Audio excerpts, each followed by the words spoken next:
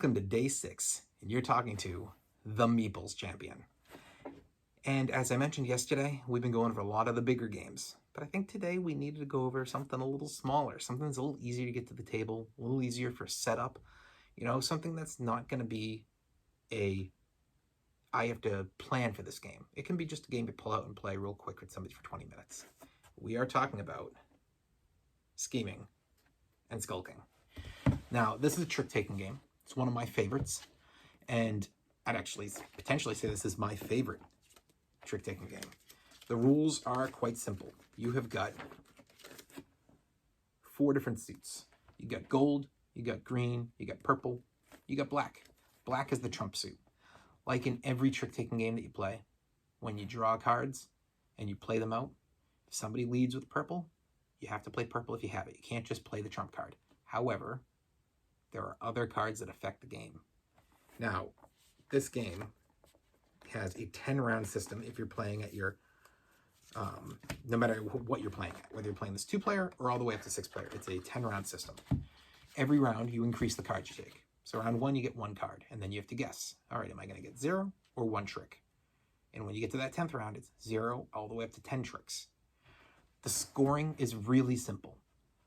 When you guess correctly, you get 20 points for every trick you guess correctly. When you're wrong, you lose 10 points for every trick you're off by. So if you guess 3 and you get 5, you lose 20 points. 10 points for that difference per card. However, there are some really cool aspects to this game. One is the theme. I love the pirate theme. I think that it bleeds through on this. You have cards that affect this. You have escape cards, which shows your, as we pull them out, shows your ship on the water, flying, sailing off. You can play it at any time. It does not require another escape to be played to use it.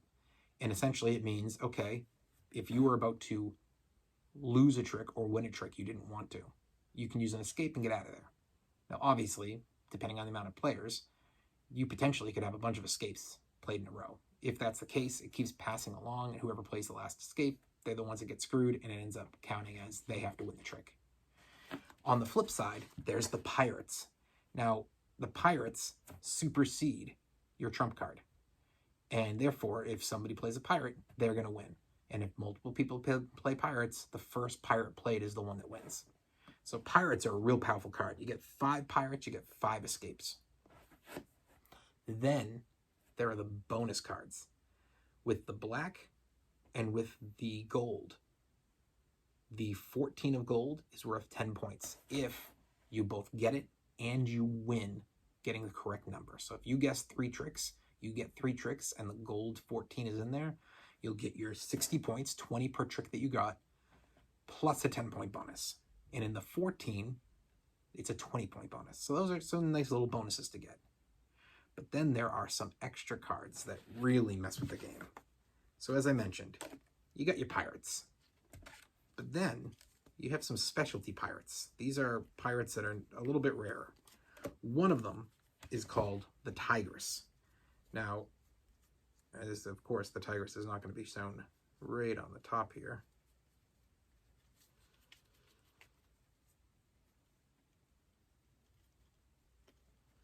There we go. Your Tigress is a captain that has the option to be played as a pirate or as an escape.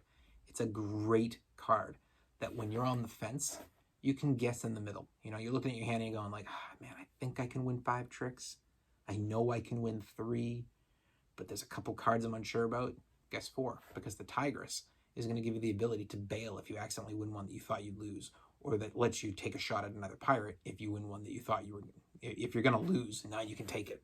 So it's a great way to change your mind. Great card. And it's a really good addition because this is not something I've seen played in any other kind of trick-taking game. There are a lot of trick-taking games. So by no means am I saying that this is a unique to this game only aspect. For me, it is. But having only played probably 15, maybe 20 trick-taking games, there's a lot more than that out there. I'm sure there's a card like this that exists in another game. Or at least there's a card similar enough that inspired it. The one that I don't believe anybody else does, and this is extremely unique, is the Skull King himself. Now, the Skull King is extremely powerful. It is the trump of trump. The black cards are trump. They can supersede the other cards if they're allowed to be played. The pirates defeat them. First pirate played wins. The Skull King supersedes the pirates, and if you do hit the exact number that you guessed 3 tricks, you win 3 tricks. You get your 20 for each of those, but the trick that you win with the Skull King gets a 30-point bonus per pirate that he captures in that trick. Now, I did play a game years and years ago, because I played this game hundreds of times, where somebody actually was way behind, and then on their last turn, Skull Kinged and won.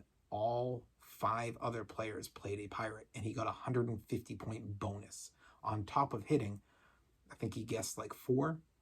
So he ended up getting a 230-point turnaround on his final turn. Absolutely insane. Not something that anybody saw coming. That was a really cool aspect. And to me, that's what that card brings to the game. You may be down, but you're not out. You have a chance for a comeback. The other piece to this that gives you a comeback opportunity, because this one's extremely rare, even if you get it, which is hard to get, and even if you get a pirate, you're talking about maybe 1. The odds of getting more than 1 pirate is low. So, what is the other way to make a comeback? Guessing 0. 0 is an extremely risky bet, because the way it works is you take the round you're in and you multiply it by 10. You're in round 1, it's 10. You're in round 7, it's 70. You're in round 10, it's 100. You guess 0, and you're either going to get 0, and then that means you get 100 points in round 10, or you don't get 0, and you lose 100 points. It's an all or nothing. So if you guessed 0 and you get 7 tricks, normally that would have been 140 points. But you guess 0, so it's only 100. And that way it kind of protects you. But when you're talking about the protection of you missed by 6 or 7 or 8, and instead of getting a huge number, you're still getting 100, that's still enough to hurt you. But when you talk about that ability for a major comeback, as, again, somebody who's played this game many times, I did play a game with, again, 6 people. It tends to be that the moments that were really big happened when there were 6 people, because people took more risks, I think, in a 6-player game. We got to the final round, and every person at the table guessed 0. Every one of us. Because we were all desperately like, oh, well, this 5 other players. I had a pirate. I should have guessed at least 1, but I went, no, I don't want 20 points. I want 100 points. There's so many people. I can dodge and drop my pirate and group them with somebody. Well, as would be expected, with the exception of the Skull King, which was not out there, everybody had pirates. And 5 of us ended up getting at least a trick. So 5 people got 100 points, minused off. 1 person didn't get anything and got 100 points added, meaning it was a 200-point shift for everyone to that player. Obviously, he destroyed us. We did not win. None of us got that game. But that's what I love about this game. It gives you opportunity for catch-up mechanic. It gives you the opportunity for the theme. It gives you a couple of unique pieces, but I don't think it's extremely unique. I think the theme is better than the uniqueness to this game. It's quick. It's simple to learn and to teach. The setup is nothing. It's shuffle and deal. It's a short game. It's cheap. You can buy it online for like $12.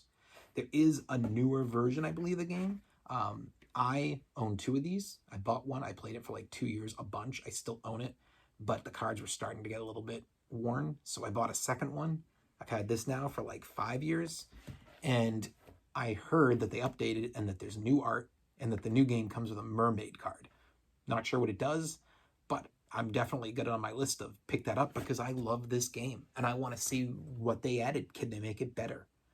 And to me, that is the really unique piece to any trick taking, is make something that I enjoy, make it easy, make it cheap, make it fun, make sure the cards aren't going to tear. These are good cards. You know, if you want to put on some kind of a card protector, you can, but I don't think this needs to be sleeved. But don't be afraid to also throw in a new aspect. As somebody who loves the game, I'm willing to pay $12 again to get the exact same cards with a couple new tweaks. Not only because it'll be fun to play with a little bit newness in the game, but because a card game does get worn fast. Be aware of that. Well, this is yet again day 6. You've been talking with the Meeples champion. And tomorrow, I think we're going to be bringing in a game that's a little bit deeper than this one. but definitely one that everybody should try. Until tomorrow.